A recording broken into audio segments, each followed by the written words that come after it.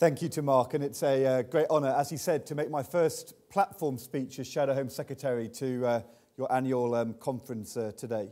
And I'm afraid that I've only been in this job for a few weeks, and we have here in this room, I would say, years of expertise and understanding of these issues. And so I hope you'll forgive me if I show my innocence at times during this afternoon. But as Mark said, we do have Vernon Coker, who'll be well known to many of you in his time as the police minister. And if I go off the rails during the Q&A, Vernon will be there to keep me on the straight and narrow. And I should say from the beginning, in these first few weeks, the support we've had from Rob Garnham, Councillor Rob Garnham as chair, and Mark Burns-Williamson as well, through the APA, in getting to grips with the brief and all the changes which have been happening in the last few weeks and months has been very helpful indeed. So thank you very much indeed to Rob and to Mark. I shall have to speak to Mark, though, about Castleford Tigers rugby league team. Because of boundary changes, even though I am a Castleford Tigers supporter, my constituency is entirely populated by people who support Wakefield Trinity or Leeds Rhinos, and I try and suppress the Castleford Tigers bit in public, Mark. But at the same time, we are... I also support Norwich City, which isn't too popular in Wakefield and Leeds as well. But we're very proud in Castleford to have Mark Burns-Williamson, who's a local councillor, but now on the national stage on these policing issues. And so it's great to be introduced by Mark today. And it's always slightly daunting to do the first thing that you do in any walk of life. And that's true of councillors and politicians and chief constables, head teachers, that you have to be in public, on show, and show a lead. And but we all have our fears and vulnerabilities on our first outing. I remember very much the very first day I became a cabinet minister, and was called by the Prime Minister to be offered the job. And then I went over to the Department for Children's Schools and Families, as it had been advertised. The name had been changed to be the Secretary of State. I arrived there at the door, was welcomed by the Permanent Secretary, was taken up from the reception area up to my new office, introduced to the new civil servants, and then the bell went for a division. And we raced out and went over to vote. And I arrived back in my new ministerial car and thought it was very important to look like a cabinet minister, Secretary of State like. So I walked in a very distinguished way, went past the reception, past security, over to the lifts, pressed the button, and then realised that of the 9 floors in the building, I had absolutely no idea what floor my office was on, and had to go back to security and say, "I'm terribly sorry, I'm the new Secretary of State. Do you know what floor my office is on?"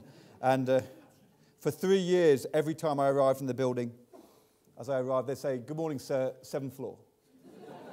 So these things you never get forgotten. But we have a very important job in the shadow team to make sure that we look carefully at what the government is proposing, to analyse it, to respond, to scrutinise, and these issues around policing, community cohesion, the safety of our communities, and national security and counter-terrorism are very important indeed. But it's also, I think, a little bit different when you are an opposition party which has just become the opposition after 13 years in government, because you also have a responsibility both to look back and reflect upon what you achieved and what you did, but also learn lessons from that as well and apply that to the future. And that's something that Vernon and I need to do. And let me start by saying, and I've seen this as a constituency MP, but I've heard it from Vernon and from Alan Johnson as well as the Home Secretary, now the Shadow Home Secretary, that we should put on record our thanks for the commitment and effort and often voluntary action beyond the call of duty, which members of police authorities, Labour, Conservative, Liberal Democrat, other parties and also independents have put into the work on policing in the last 15 years or so since the police authorities were first set up. Your public service, the work you do, isn't always as visible as it could be, but it's also very, very hard-working, very important, and we're grateful for that public service. And you made a contribution with our police officers and police staff to the fall in crime we've seen over the last 10 years or so, and the fall in crime even during an economic recession, which is unprecedented in the last 13 years. And I'm proud of that record on crime. And I'm proud of the fact that we had 16,000 more police officers and the same numbers of police community support officers as well, as a result of the investments which we put in place over that 13 years. But also, we didn't get everything right. And there are areas where we need to keep changing and pushing the agenda forward.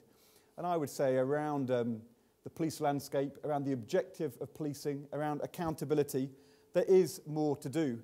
And that's why it's important, being proud of our record, we also acknowledge that and contribute to these debates about the future.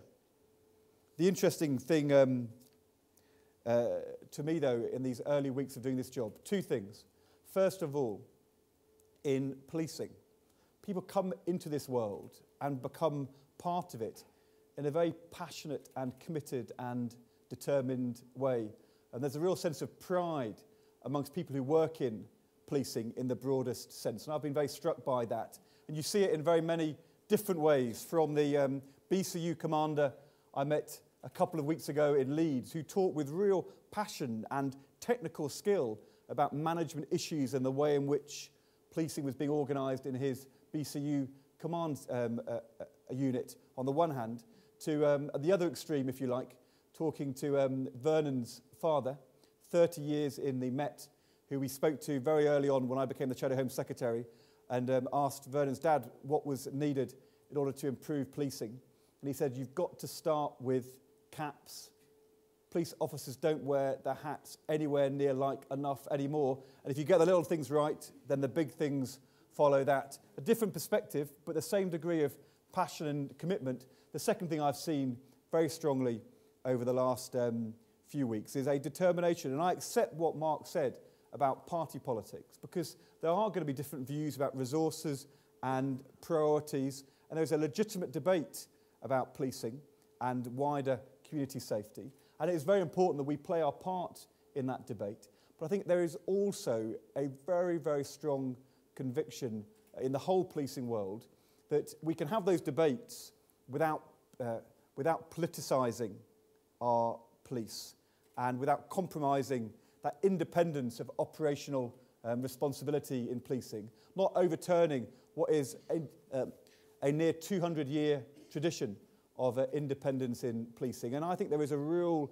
desire to make sure we don't lose that important apolitical nature of the way in which policing operationally is done in our community. And that's something that I've been very struck by talking to people over the last few weeks. I've come into this job, as I said, from the world of schools. And there are some parallels. The interesting thing about schooling is that the leadership and quality of leadership and drive of a head teacher is vitally important in delivering better outcomes.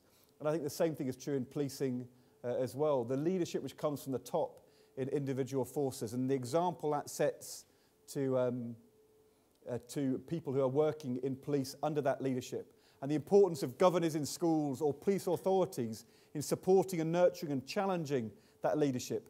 That is very important, and you see that as a very strong parallel, I think, between the chief constable and the head teacher. But there are a couple of differences. One is that in schools, and it's relevant to say this on the day of the Education White Paper, there aren't 40 or so leaders, there's 23,000. And it's possible sometimes to upset a head teacher and get away with it. I think in the world of policing, where leadership is much more concentrated, it's really important to do everything you can to work with and take with you every chief constable if you possibly can. And the second thing is that if you get things wrong in schooling, then the reality of mistakes can become clear over a period of time. I think it's probably different in policing, because mistakes about priority or the legal system can lead very quickly to crises in something which is of much greater immediate importance to the stability of our society and the safety of our communities. And I think one of the things I learned very much in government in the last 13 years is that conviction is important. It's important to have conviction. It's important to be able to stand up in front of an audience and say, this is what we want to do. But you've also got to know that you've got the detail right, you understand the implications of your reform across the piece, and that you do everything you can to build a consensus about the right way forward. Conviction and consensus is a good combination. And there are a number of different things happening in policing at the moment. I hope the government won't lose sight of that importance of combining conviction, getting the detail right, and then building a consensus about the way forward. As I said, there are issues which we see are going to be important in the coming months, and which in every area, I would say, I recognise the need to go further in reform. Around objectives, what is the objective of policing? What are we trying to achieve? About the use of resources. Look, I don't agree with the scale of spending cuts or the timing. I think it's reckless and dangerous. Put that to one side. We are into a period of tighter resources for policing, come what may, and there are issues about the use of resources and how we handle that. Thirdly, there's issues around the organisation of policing and the police landscape, in particular around the tackling of organised crime on the one hand and the embedding of neighbourhood policing on the other. And fourthly, around trust and accountability, where I think we would all say there is more we can do to deepen local and force-based accountability in policing. That's something that I saw coming through the submission that you, the APA, put to the Home Affairs Select Committee in their work. So there is more to do. But the question is, are we actually properly understanding these issues and facing up to them effectively? I, as I said, come new to this. I think the debate, first of all, about objectives is very important.